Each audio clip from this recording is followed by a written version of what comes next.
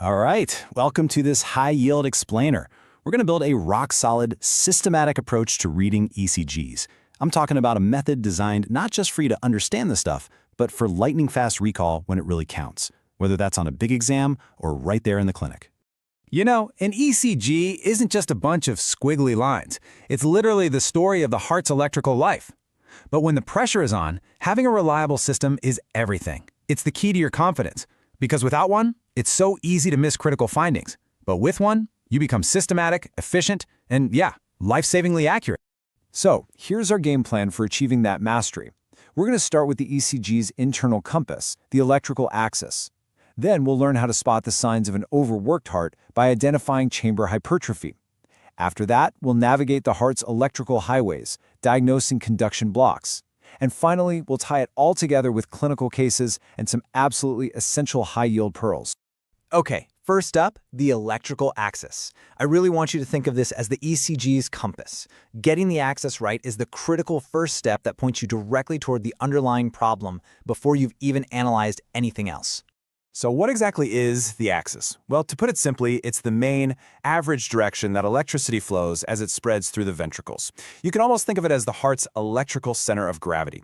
A normal axis points down and to the left, which makes perfect sense, right? I mean, given the position of the heart and the sheer dominance of that big left ventricle. Now, you could try to memorize that crazy complex hexaxial system. Or you can use this trick that you will never forget. This is our first memory anchor, the thumbs method. I promise you it is the fastest, most reliable way to figure out the axis in seconds. Here's how it works. Your left thumb is lead I, and your right thumb is lead AVF. If the QRS is positive, meaning pointing up, in both of those leads, what do you have? 2 thumbs up. That's a normal axis. Okay, that's great for normal, but what about when things go wrong? This is where the mnemonic really shines. If lead I is positive, so your left thumb is up, but AVF is negative, so your right thumb is down, your left thumb has left the right one behind. That's left axis deviation. And the other way around? If lead I is negative, so left thumb is down, but AVF is positive, right thumb is up, your right thumb is reaching for the sky. That's right axis deviation. It's literally that simple. So why do we even care about this? Well, it's because the axis points you straight to the pathology. Left axis deviation should make you think of things pulling the electricity to the left, like left ventricular hypertrophy or a left bundle branch block. Or maybe a loss of forces on the other side, like an old inferior MI. Right axis deviation? That points you towards right ventricular hypertrophy, a lateral MI, or, and this is a big one, in an acute setting, a massive pulmonary embolism causing acute right heart strain. Okay, so we've got our compass, the axis. Now let's see what it's pointing to. We're going to look for evidence of the heart muscle itself getting bigger. You see, chamber hypertrophy leaves very specific, very telltale clues on the ECG. We'll start with the atria by looking at the P wave, and the best place to look is in lead 2. For right atrial enlargement, I want you to think P pulmonale.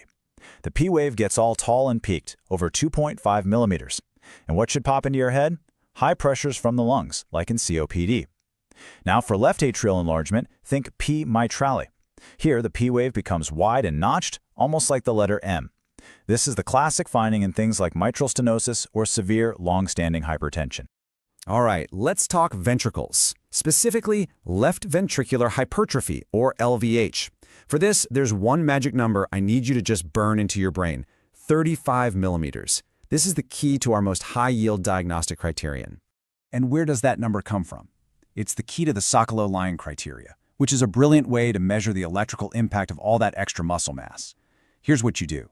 You take the depth of the S wave in lead V1, add it to the height of the R wave in either V5 or V6, and if that total sum is greater than 35 millimeters, you have strong evidence for LVH. It makes sense, right? More muscle means bigger electrical signal. But wait, it can get even more serious. When LVH is really severe and has been there for a long time, that overgrown muscle can actually outstrip its own blood supply. This leads to something called a strain pattern. And this isn't just about big voltage anymore. It's a sign of a real repolarization problem. You're going to look for ST depression and T wave inversions in those lateral leads, IVL, V5, and V6. When you see this strain pattern, it's a huge clue that you're looking at a chronically pressure-overloaded and maybe even ischemic ventricle. All right, now for a really critical topic, blocks. We've checked the heart's direction and its size. Now we need to see if the electrical highway is clear. Is that signal getting from the atria to the ventricles smoothly? Is it getting delayed? Or worse, is it dropping out completely? Look, if there's one thing you take away about blocks, it's this. You absolutely have to know the difference between a Mobitz Type 1 and a Mobitz Type 2. They sound similar, but clinically they are worlds apart. Mobitz I, also called Wenckebach, is a block up in the AV node itself. You'll see this progressive lengthening of the PR interval until, poof, a beat is dropped. It's often benign. Mobitz II, on the other hand, is a block below the AV node, down in the dangerous Hypertrophy system. Here, the PR interval is constant, but beats are just dropped randomly. This thing can progress to a complete heart block without any warning, which is exactly why the management is a pacemaker. So, how do we lock this in? Here's our next memory anchor. For Mobitz I want you to literally chant this in your head as you look at the rhythm strip. Longer, longer, longer, drop. Now you have a Wenckebach. The rhythm of the rhyme perfectly matches the rhythm of the block itself.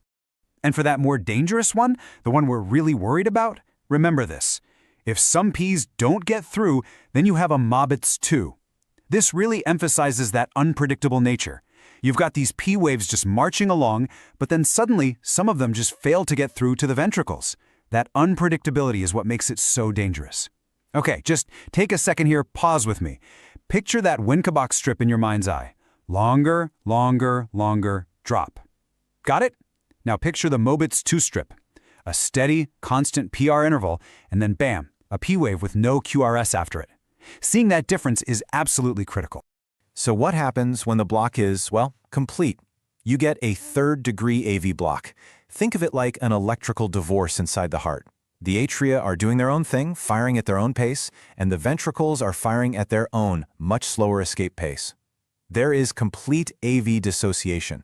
You'll see P waves and QRS complexes that have absolutely nothing to do with each other. This is a true medical emergency, and it requires immediate pacing. And finally, what about blocks in the bundles themselves?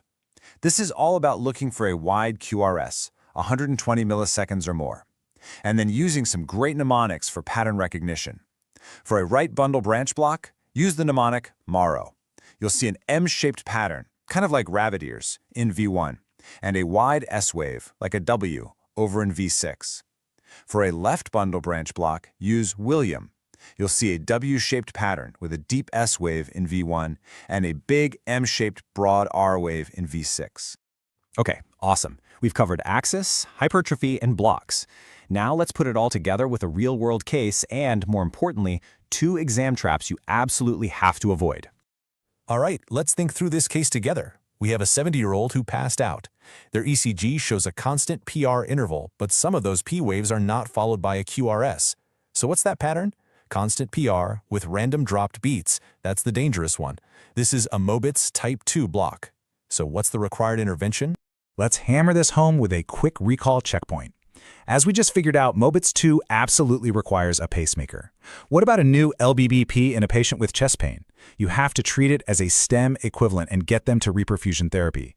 And for a third-degree block, the answer is always immediate pacing.